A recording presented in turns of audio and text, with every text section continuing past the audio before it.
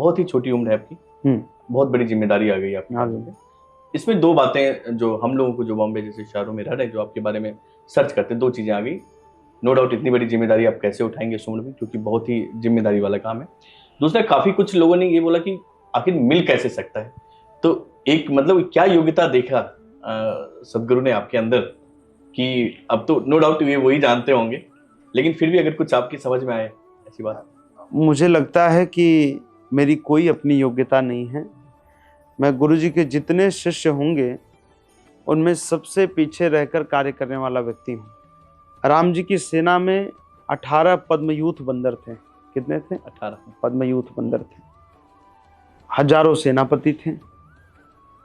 बहुत भारी विशाल सेना थी। जब महाभारत के युद्ध का प्रस्ताव गया रावण के पास, विभीषण के पास, कि महाराज कौरव पांडवों का युद्ध हो रहा है और आप चलिए हमारी तरफ से लड़ने, तो विभीषण ने यही कहा कि कितनी है, तो कहा 21 अक्षौहिणी सेना लड़ने वाली है।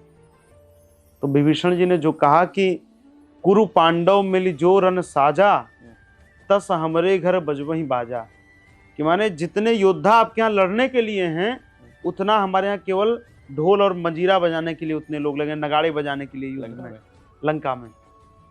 कितना बड़ा वो भीषण युद्ध हुआ होगा। तो इतनी बड़ी सेना में राम जी ने सबको चारों दिशाओं में सीता जी की खोज के लिए भेजा। हनुमान जी महाराज सबसे पीछे थे।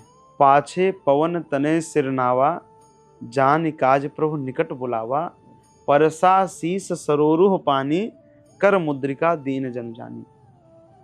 इतनी बड़ी सेना थी, लेकिन फिर भी भगवान ने हनुमान जी पर विश्वास किया और अपनी मुद्रिका हनुमान जी को इस विश्वास के साथ दी।